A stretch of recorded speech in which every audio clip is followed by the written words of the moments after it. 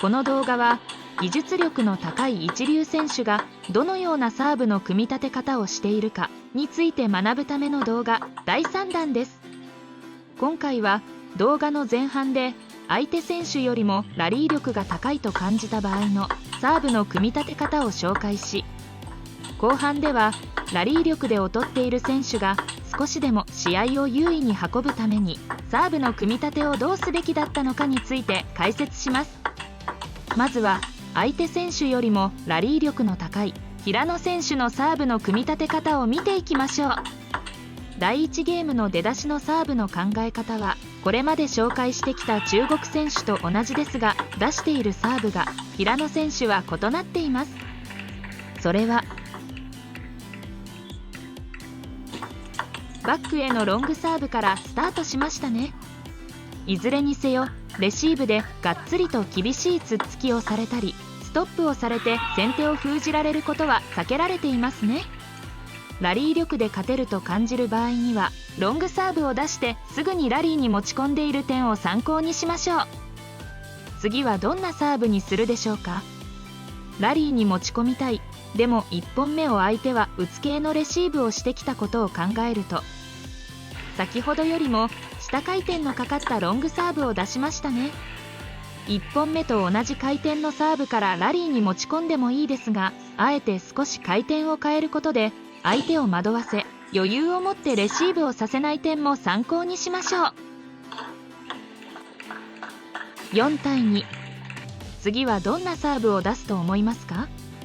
同じくロングサーブからのラリーに持ち込んでも問題ないでしょうが、少しでもレシーブにゆとりを持たせたくないならばフォア前にサーブを出しておくといいでしょう。さらにこのサーブは横上回転を出しているため、鋭いつっつきやストップを封じフリックさせてラリーに持ち込む気持ちが見えている点も参考にしましょう。これで相手はバックロングとフォア前の両方を意識しなくてはいけないので、バックロングのレシーブを強気にされにくくなりますね。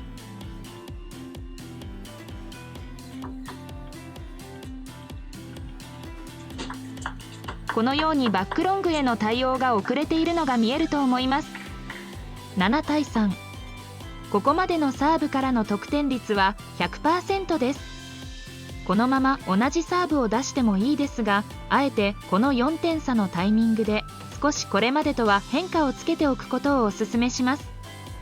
サーブに工夫を入れておくことで相手はさらにこれまでのサーブを待ちにくくなりますし、他にも効くサーブが見つかれば2ゲーム目以降に焦る心配も軽減されるでしょう。さて平野選手はどうするでしょうか。サーブの種類とトスの高さを変えてきましたね。いずれにしてもロングサーブを出しすぐさまラリーに持ち込んでいる点が素晴らしいですね。これで巻き込みからでも順回転からでもラリーに持ち込むことさえ意識したら得点しやすいという自信を持てたでしょう。逆に相手はラリーになったら勝てないという心が折れる可能性が高まりましたね。10対4。あなたなら何を考えますか。1、これまでと同様のラリーに持ち込むサーブを出す。2、立ち位置を変える、出すコースを変えるなどの少しの変化をつけてラリーに持ち込むサーブを出す。3、まだ出していないサーブを出す。正直どんなサーブからでも得点できる可能性は高いですが、私ならば3番のまだ出していないサーブ、特に縦回転の下回転系のサーブを出しておくことで、次のゲームの出だしで再び横回転系のバックロングへのサーブからリードしやすいようにしておきますね。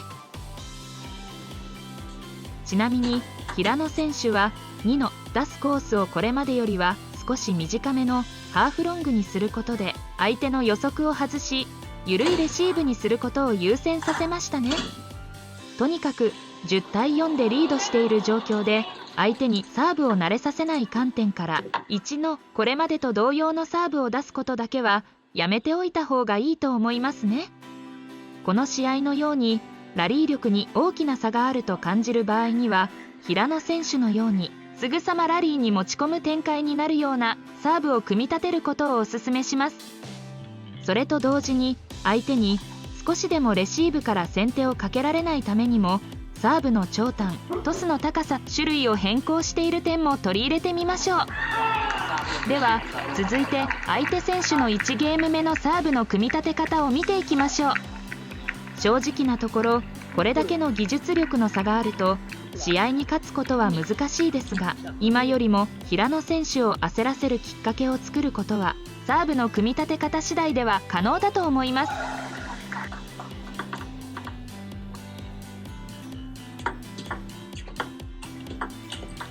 1本目、そこまで鋭くはないですが、簡単につっつきされるようなサーブを出してしまっていますね。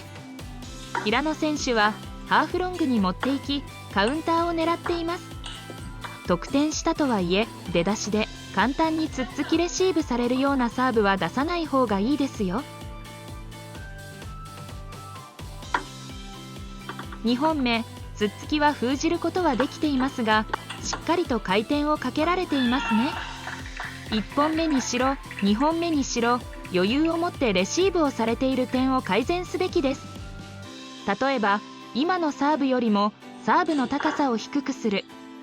スピードを上げる、コースをミドルよりか2バウンド目がバックの角に来るようにすれば、もう少し入れに来るレシーブになったでしょう。1対3、先ほどのサーブと同様で2バウンド目が台から確実に出て相手の体の正面に来てしまっていますね。ここに入れてしまっては得点できたとしても、この先有利な展開にはならないでしょう。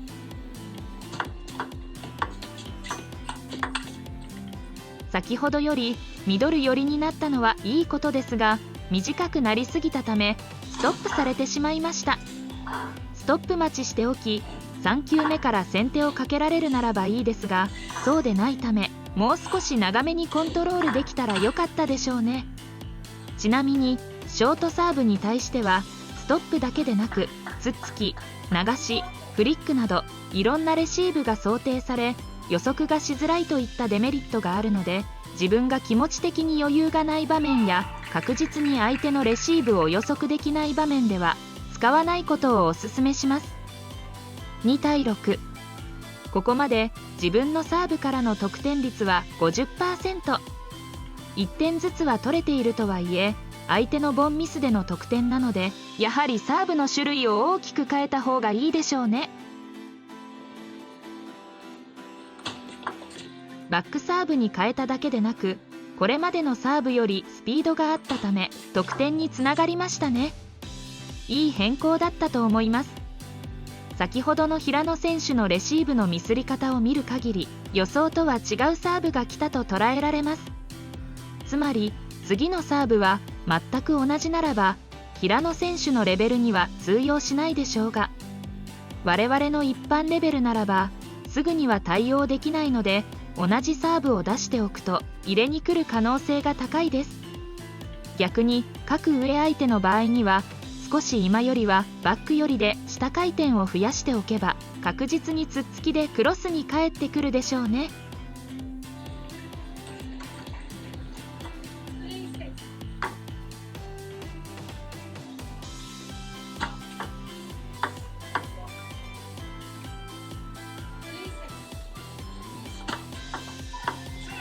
各上とはいえ連続でレシーブミスをしてしまうと少しは緊張し始めるかもしれないし、相手にこのサーブが効くと思われたり、相手が自信を持ってサーブを組み立て良い3球目をしてくる可能性が高まるので、各上だからこそこのように確実にレシーブを入れに来る、そしてその場合はバックに来る可能性が高いことをやはり予測しておく必要があったでしょう。この1点を得点できていれば、ほんの少しは試合の流れが変わったかもしれませんね。3対9、あなたならどうしますか？ 1、先ほど聞いたバックサーブを使う。2、バックサーブを使うがロングサーブ以外にする。3、バックサーブを使わない。私ならば3番ですね。この点差でバックサーブを使ったところで相手は余裕を持ってレシーブをしてくるだけですし、逆に相手に慣れられてしまうだけなので、2ゲーム目までバックサーブは取っておいた方がいいでしょう。だからといってフォアサーブで最初に出していたようなサーブを出しても意味がないので、思い切ってサーブを出してくれたらいいんですが、これまでのフォアサーブよりはスピードのあるサーブを出せましたね。これで少し平野選手の顔つきも変わり、次はしっかりとレシーブをしてくるでしょう。こういった場合、先ほどのスピードあるサーブをミドルに出すと回り込まれる可能性があります。バックサイドに出しておくと、おそらくミドルにバックドライブをしてくることが予測できます。